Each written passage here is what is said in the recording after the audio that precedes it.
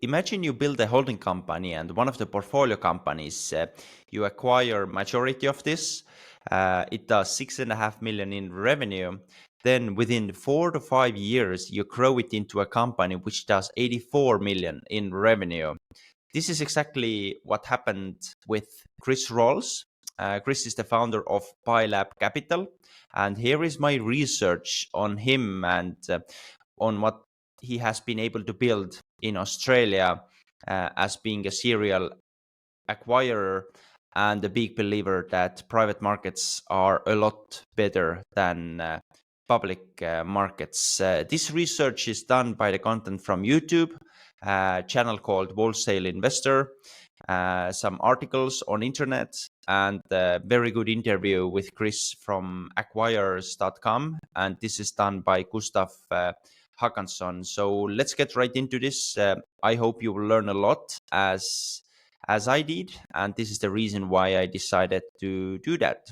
So Chris Rawls, the founder of PieLAB Capital, and this is an Australian holding company where they invest in and acquire great businesses, then grow amazing leaders to run them, and then they invest in companies for the long haul. What really got Chris's interest when doing all this was the research part, and we're getting into this right away. But the first investment, the company called Detector Inspector, and this is the company which offers a wide range of services, including smoke alarm maintenance, essential services, gas safety, and electrical services. This was doing 6.5 million in revenue, and this year they forecast to do 84 million in revenue. They started the holding company back in 2018, and their current portfolio has 9 companies. But there is so much more behind all this, and the reason Chris started to build this was he was an entrepreneur before that. He started and sold 4 businesses, and the last one was extremely lucrative exit. So he decided that for the rest of his life, he's going to be an investor. And he said, I knew how to grow and run businesses, and I found it very different from investing in businesses. Chris said he's a learning junkie. So what he always does when getting into a new industry, number one, he studied private equity investing at Harvard Business School. Number 2, he studied venture capital investing at the University of California in Berkeley. And number 3, he studied value investing at the University of Columbia. In the first 12 months, he spoke to around 30 people working in private equity firms in Australia and in the United States. On top of that, he did tons of reading, and not just that. Then he did some so-called middle-aged work experience in private equity firm for a couple of years, and his approach was very simple. He found a few private equity firms which had struggling companies in their portfolio.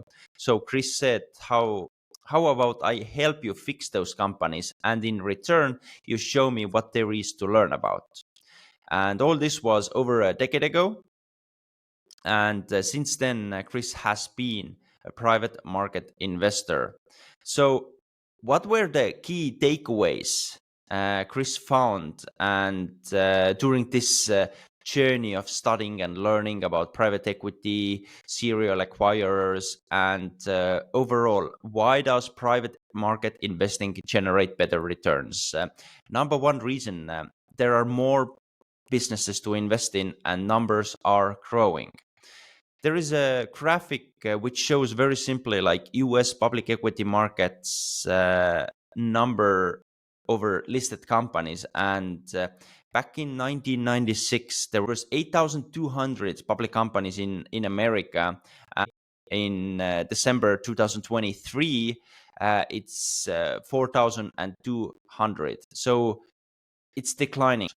So in 2023 in Australia there were 2,100 public companies. Now it's 2,050. It's a 4% decline. And same in London Stock Exchange. In 2013, there were 2,429 public companies in London Stock Exchange. And At the end of last year, 2023, it was 2007. So almost 20% decline. Comparing this to private companies in Australia, for example, small companies, employees, 5 to 19 employees. In 2013, there were 200,000 of such companies. And since then, in 10 years, by the end of 2023, there were 227,000 of those companies. So 13.6% growth. When you take medium-sized companies, 20 employees to 200 employees, it's 53,000 companies, and now it's 64,500. So 20% growth. And when you take large companies, in 2023, in 2013, there were 3,800, and today it's 4,800. 1,000 more companies, almost 30% growth. And number of companies on the public market is declining. You simply have less and less opportunities compared to private markets. And he gave a great example. Imagine if you go outside to a busy street, you stand on the side of the road and count the first 10 cars that drive past you. Scenario number one is that you can take one of these cars home tonight as being your car. So 1 out of 10. And the second scenario is very similar but slightly different. Go out to the same street and count the first 1,000 cars that drive past, and you can take any of those cars home with you tonight. Which option do you choose? Obviously, you clearly choose the second one. Why? It's because statistically, there is more chance of taking home a Ferrari or a Bentley or a Rolls Royce or something more prestigious than a simply random selection of 10. And that is why private markets generate such good returns, because there are simply so many opportunities to choose. Reason number two to invest in private markets, private companies are cheaper to buy. You pay less for an asset. You have more potential for multiple growth or arbitrage. It's mostly because of the liquidity premium. If you buy a company that is listed on a stock exchange today, you can sell it tomorrow. You buy a private company today, it's much, much harder to sell it tomorrow. And as a result, there is a scenario where more and more capital flows into public markets. The private companies are a lot cheaper to buy. When it comes to Chris's track record, the average company he has bought over the last 10 years has been a bit more than 5 times EBITDA. Compared to stock exchange today, where the average company is about 20 times price to earnings ratio. To clarify, these two figures aren't directly comparable. EBITDA multiple versus price earnings ratio is slightly different, but the 20 times price to earnings ratio is give or take, depending on the company, equates to maybe 12, 13, 14 times EBITDA. And if you think about that, where can you buy one company for 5 times EBITDA, another company for 13 times EBITDA? Which one is cheaper?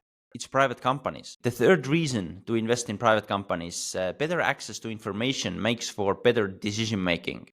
When you go and buy a private company, you're able to sit down with the sellers. You're able to ask them about their executive team. You're able to sit down with their key employees. You're able to talk to customers. You're able to ask about the strategic plan. You're able to ask about the specific key customer. How long are their contracts locked in for? How likely are they renew the contract? Things like that. You can make a decision, a really informed decision, as what are the prospects of this company over the next 2, 4, 6, 8, 10 years. In private market investing, this is called due diligence. Compared to public markets, when you were trying to get access to that equally secret competitive information for public companies and act on it, that would be called insider trading, which of course is illegal. So to sum up, when making an investment in a private company, I can actually make a decision that is genuinely informed about the prospects of that company moving forward, which means you can therefore make a better decision and generate better returns. And again, how do different returns affect your investment outcome? Comparing different investment types, for example, CAGR, compound annual growth rate. Let's say we invest $1 today. How much do we have in 10 or 20-year period? So we have different investment types. 60-40 equity bond portfolio. This one over the last 20 years, the CAGR has been 6%. So the return in 10 years, if we would have invested $1, in 10 years, it's going to be $1.8. And in 20 years, it's going to be $3.2. When we take S&P 500, the CAGR has been 9%. So investing $1 today, in 10 years, we have 2.4. In 20 years, we have 5.6.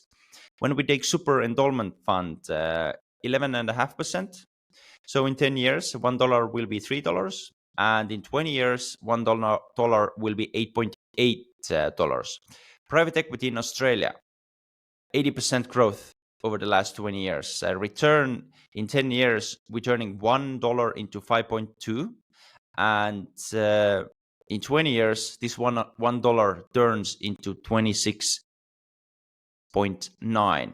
So, as Chris said, lesson learned, investing in private markets, that is the way to go. However, an important thing to understand, taxes, capital gain tax. And Warren Buffett said about the tax, we have a wonderful business. We do not have to pay any tax on the increase in the value of the business as long as we hold it. The money will compound for our shareholders. That being said, the CAGR over the last 20 years in a private equity market in Australia has been 18%. So this $1 in 10 years, paying all the taxes, we turn it into 4. And in 20 years, we turn it into 15.1.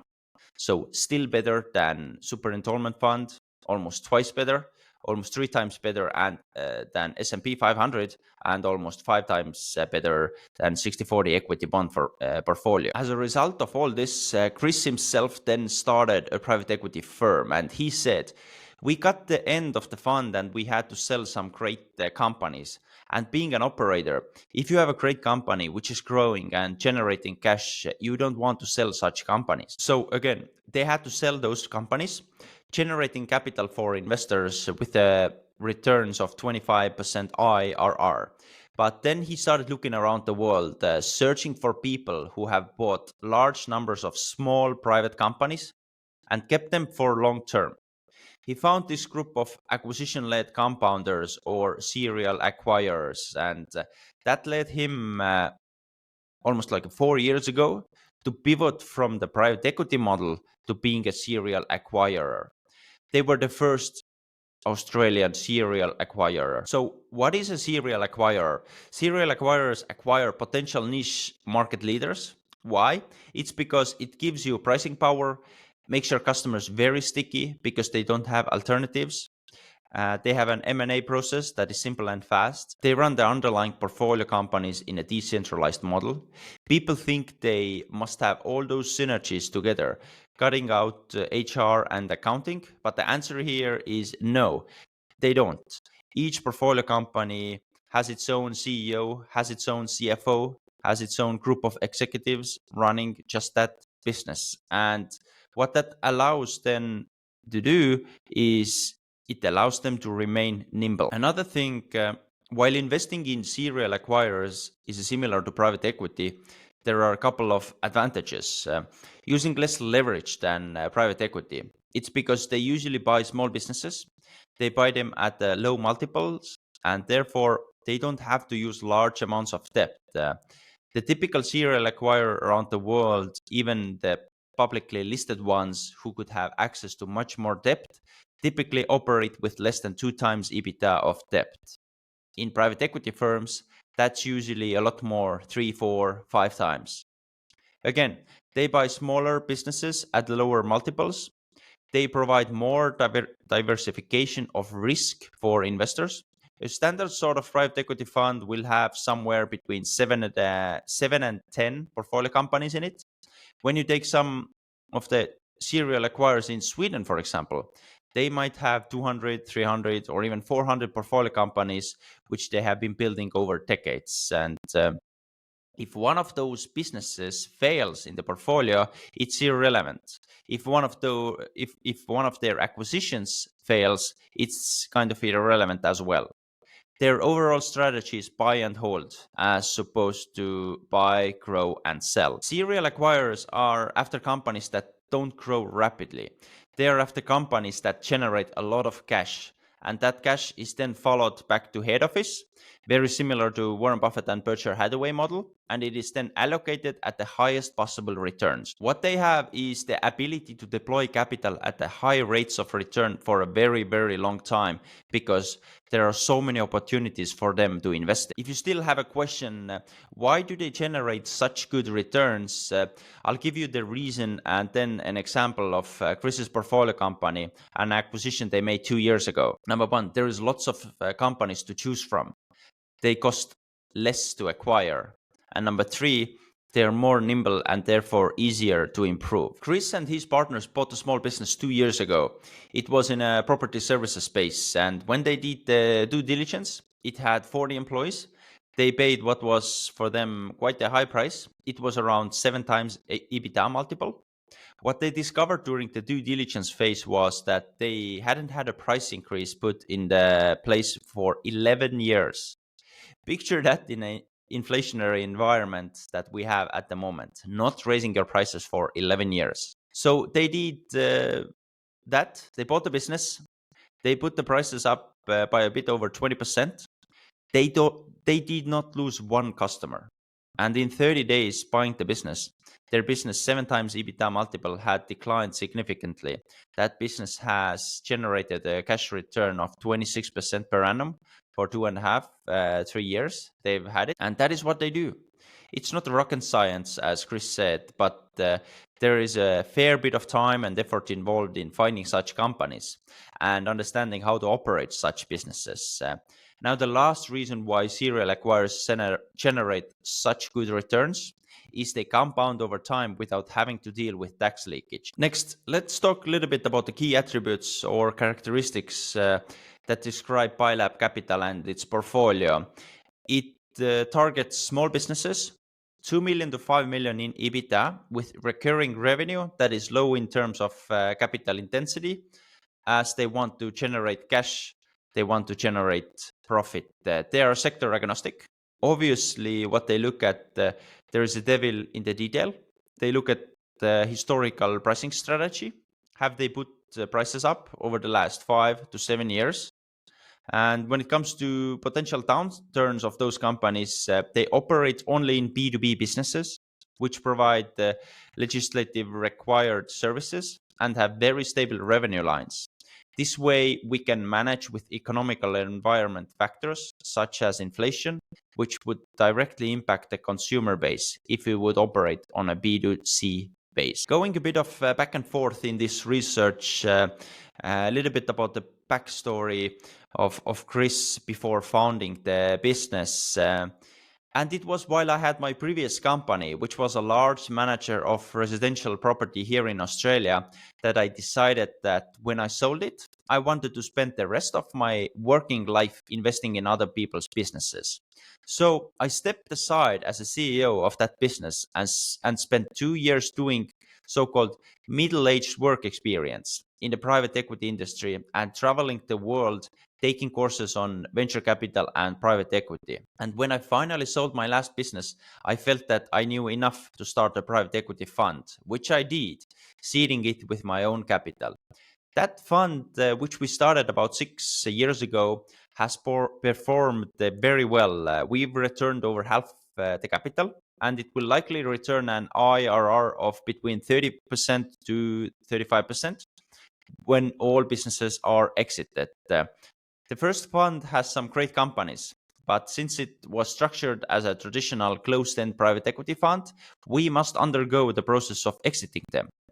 As someone who has spent their life building businesses, I had a view that long-term ownership is much better business model to compound wealth.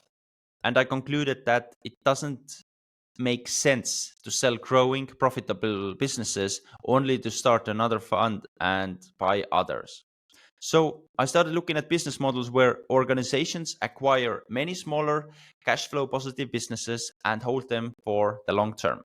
That's when I came across organizations like Constellation Software, Danaher, and Transdigm. I really liked the serial acquirer model and quickly realized there weren't any Australian-based serial acquirers. So I set up our second fund, the PieLAB Capital Fund, as a serial acquirer. When I started PieLAB, I set out to find world-class talent to join me on the journey, and I feel that we've ended up with a team that is more likely to execute on this than anyone else in the Asia Pacific region. Our team are all deeply experienced leaders and entrepreneurs with years of experience across various sectors and industries as both investors and operators. Many of us have started, led, and ultimately sold businesses. Our hands on operational experience has given unique insight into the Australian SME space. I will end this research with a Chris's interview, which was done by Gustav Håkansson in the beginning of 2023. What is PieLAB and what's the opportunity in Australia? Once we realize the exit of our first fund, which will happen in the next couple of years, PieLAB will solely be a long-term buyer and holder of businesses. Structurally, it's an evergreen fund where we can raise capital over a period of time into the fund. But instead of exiting business individually, like a traditional private equity fund, we intend to list the vehicle to create liquidity for our investors. We prefer never to sell the businesses we invest in because building successful companies and developing leaders takes time and patience. We run the businesses in a decentralized manner and focus on providing training and development to help our managers to be the best they can be. It's called the PieLAB Capital Fund because we have a CEO council made up of Australia's CEOs who have also invested alongside us. The CEO Council provides mentoring, assistance in due diligence, and introductions to assist portfolio companies or refer investment opportunities. And the opportunity in Australia is huge. Australia has 2.4 million small and medium enterprises, accounting for almost 60% of the country's GDP. Additionally, there is a large aging population of elderly entrepreneurs, many of whom are baby boomers. Over the next 9 years, experts predict that 90% of Australia's baby boomers will retire, leading to over 400,000 Australian SMEs needing to change hands. This presents a significant opportunity as there are few sophisticated buyers for SMEs in Australia, allowing for acquiring good companies at reasonable prices. When it comes to their strategy and how they work with the subsidiaries, Chris said, we do not rely on the traditional buy and sell model to drive returns. Instead, we hold asset-light businesses for the long term and focus on helping them generate free cash flow. Key to helping them perform is our PieLAB operating system.